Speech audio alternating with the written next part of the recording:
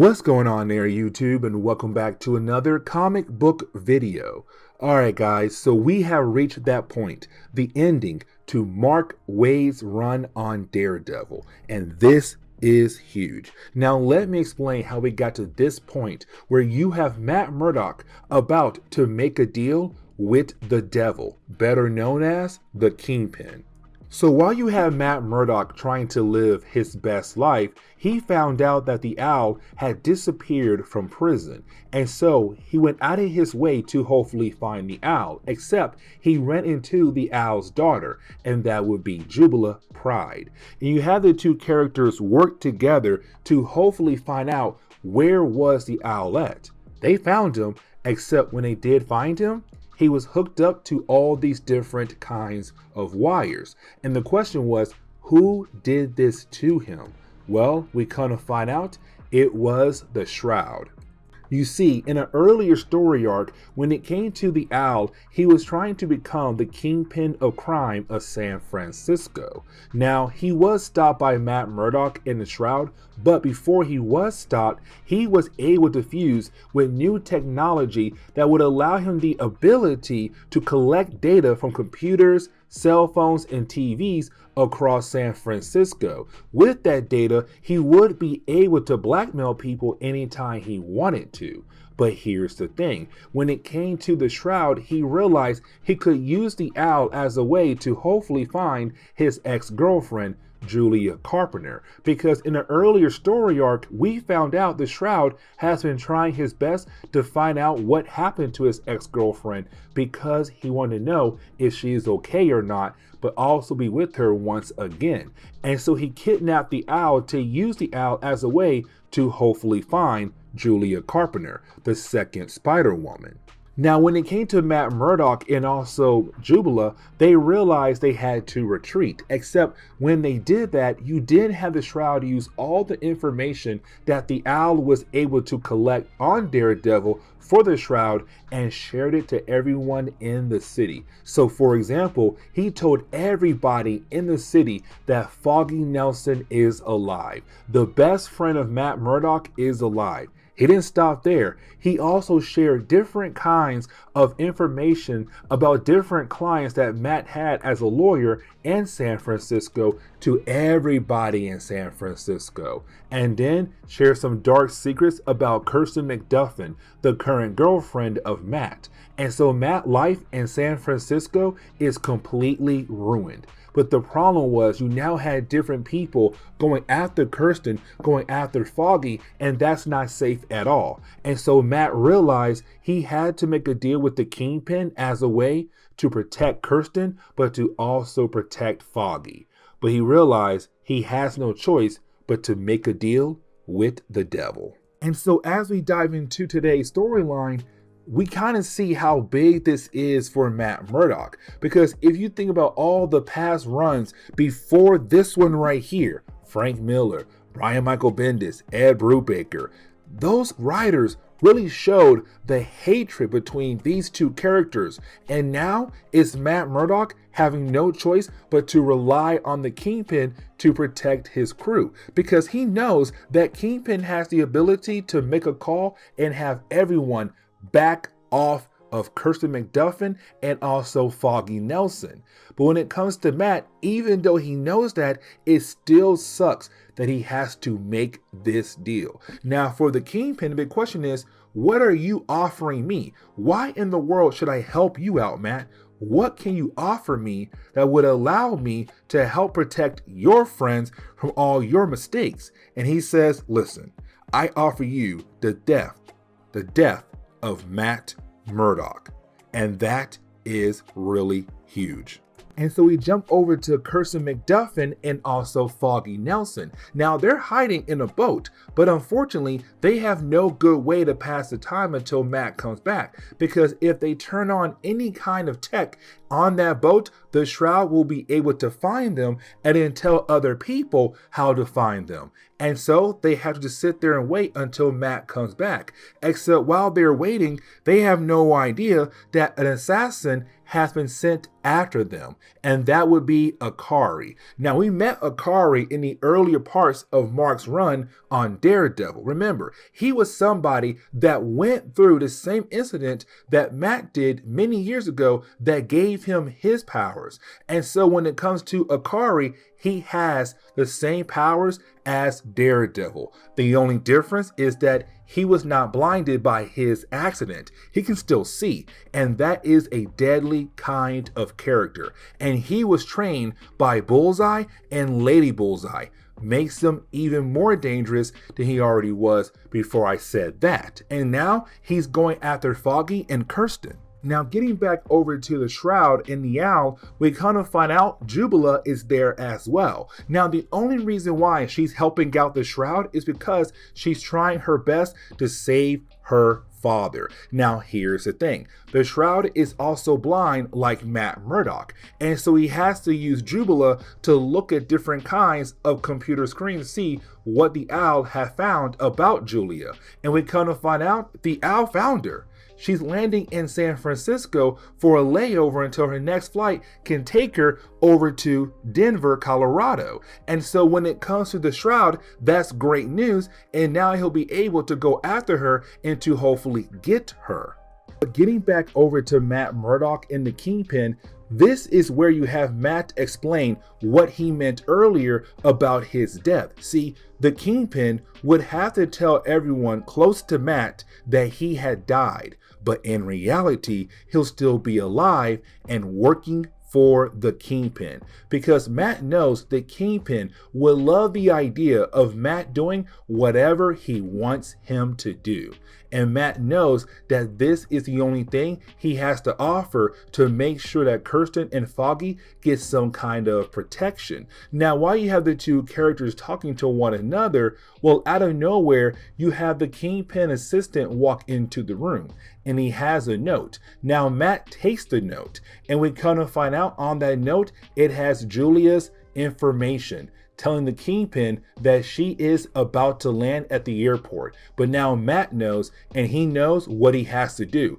Get to Julia before the Shroud does. And so he leaves. That leads into his next problem. See, when Matt arrives, he finds Julia, and his goal to get to her before the Shroud does, except by the time he sees her, the Shroud had already grabbed her. But that's not Matt's problem, because you do have Matt being able to confront the Shroud. But while you have the two characters busy with one another, well, someone else grabs her, and that would be Jubila. And she said, listen, you better hand over my father or you're never gonna see your girlfriend again. So let's try to make an easy trade here, an even trade. Your girlfriend for my father.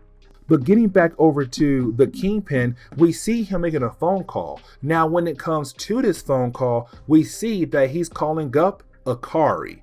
And we kind of find out that before Matt had arrived at the office of the Kingpin already had a plan in motion to go after Matt Murdock, to go after Foggy and Kirsten as well. Because on the phone call, he tells Akari when it came to Matt's offer, he looked at it as an insult. Yes, you may have offered me your life and death, but as a Kingpin, that means nothing to me. And so now we see Akari, who already cut up Foggy, is right now about to torture Kirsten. And we're left to wonder, what is the Kingpin actually up to? Now, when we jump into the next chapter, we see Matt Murdock fighting against Akari. And we're kind of wondering, okay, how in the world did we get to this point right here, where you had these two characters fighting against each other, and where Matt is looking is a bloody fight. And so to begin the process of us working our way back up to that moment, we jump back 6 hours ago, back at the airport, where we do pick up with Matt Murdock, the Shroud, Jubila, and also Julia, just all kind of going against each other. Now, in the whole mix-up, you do have Matt being able to grab Julia and get the heck out of there, except you have Jubila and also the Shroud realizing that Matt and Carpenter have just disappeared. And both wondering where in the world did Matt and Julia go to. But then we see Matt head back over to the penthouse of the Kingpin. Now when Matt arrives, Matt realized the Kingpin knew about Julia. He knew that she was going to arrive at the airport because the Kingpin knew if he had Julia under his control, he can then control the shroud and then be able to control the owl. Because again, the owl has the ability to collect data from cameras, TVs, computers, and the list goes on. And with all those different kinds of data, including cell phones, he'll be able to blackmail anybody in the area and then be able to become the kingpin of crime of San Francisco. And so it was the perfect game plan for the Kingpin. And so he tells Matt, you have nothing to offer me at all. And so you have Kingpin and Matt walk into the other room where you have Akari holding both Foggy and Kirsten as hostages. And you have Kingpin said, you offer me your life and death, but I'm the Kingpin. And unfortunately, what you offered was technically an insult to me. Instead, what I want from you, Matt, is to just die. That's really it. But here's the catch, because if you are able to defeat Akari and you come back here, I'll kill one of them, Kirsten or Foggy. So you have a choice here.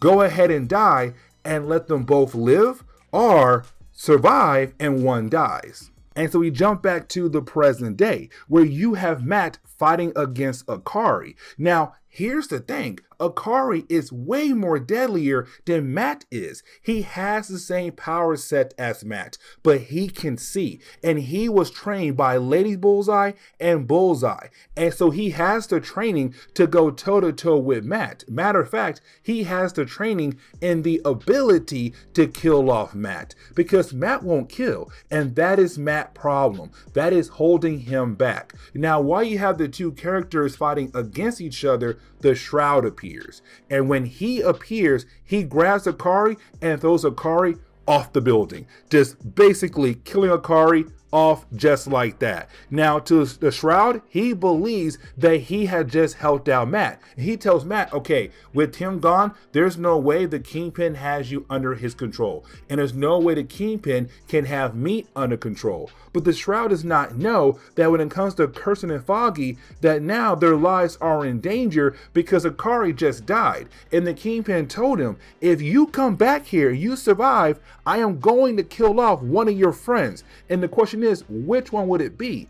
And so now Matt is very upset with the Shroud, because now there is a possibility that his friends might die.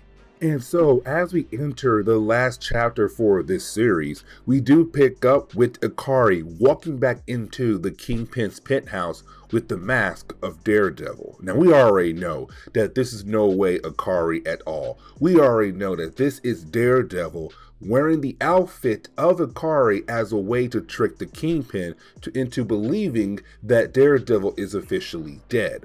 But there is more to this plan. Because when we jump over to the Shroud, he's telling Jubila to tell the Owl a huge lie. To say, hey Owl, listen, it was the Kingpin who did this to you. It was not the Shroud who did it to you.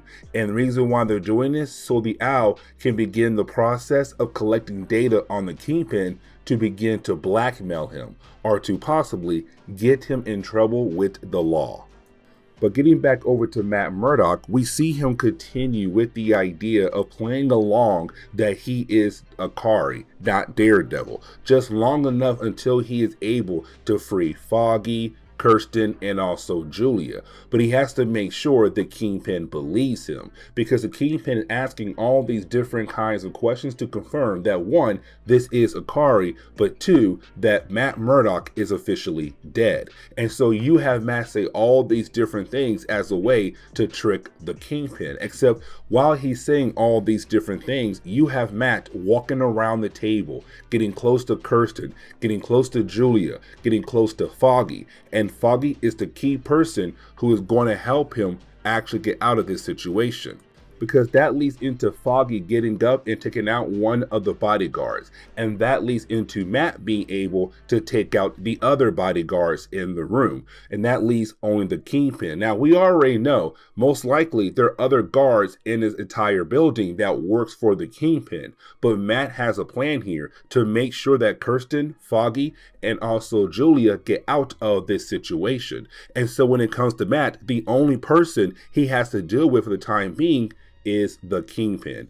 And I really like this a lot because we're going back into the idea that these two characters, they hate each other. These two characters will always fight against each other no matter what. Even though that they try to work things out for a brief second there, we already knew there was no way it was going to actually work out. But either way, while you have the two characters fighting against each other, that is when you have the police department arrive. See, when it came to the Shroud, he used the Owl as a way to collect data on the Kingpin and all his different operations in San Francisco, because this man was trying to become the Kingpin of crime in San Francisco. And now, with all those different things coming out into the public, now the police department have the right to arrest the Kingpin. He has no choice but to go ahead and step down to allow Kirsten, Foggy, and also Julia leave, but including Matt Murdock as well. So everybody is safe once again.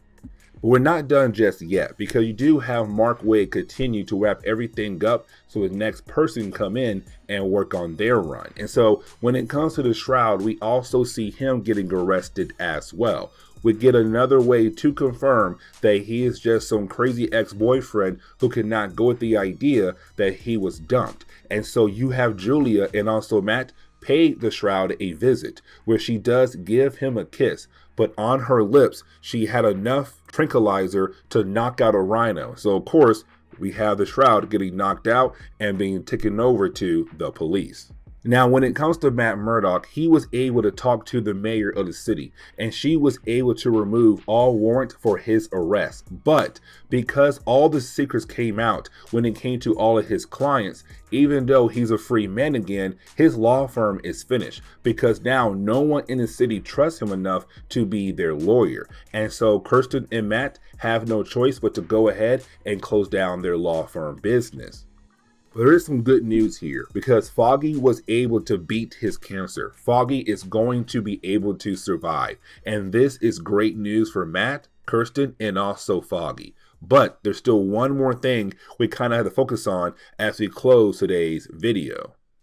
Now, when it comes to Matt Murdock, he is afraid of the idea that he's no longer able to protect Kirsten and Foggy from any kind of enemies who might try to use them as a way to get to him. Because when it came to Matt, he was able to control the situation long enough with the whole entire world knowing that he was Daredevil. When he told the world that he was Daredevil, he was still able to find different ways to protect Kirsten, but to also protect Foggy. But now he can no longer do that. He feels like all his shields to protect himself and his friends are no longer there. Except you have Foggy and also Kirsten tell Matt, dude, listen, that's life. No offense, man, we are now in the 21st century. People like you are not really able to hide no longer behind the mask, meaning that sooner or later the world was going to find out that you were Daredevil. And the thing is, we'll be okay no matter what, because we know who you are. We know no matter what, you will try your hardest, your best to make sure that we are protected. Make sure Kirsten is protected. Make sure I'm protected and anyone else who's close to you. So I know you're worried, but don't worry, because we know we'll be okay. You know we'll be okay. You know that we are able to at least try to protect ourselves. With your help, though, we'll stay alive long enough. But if we work together, everything is going to be okay. And so you have Matt agree, and Matt says, you know what? Foggy is right. And the book closes with Matt being able to go back into being just Daredevil without being all famous stuff in the city of San Francisco. Now that is the end of Mark's run, and it leads into Charles Soule's run that we are going to cover next. But this is where we are going to end today's comic book video. So please leave me a like down below and subscribe. But guys, see y'all next time. Later.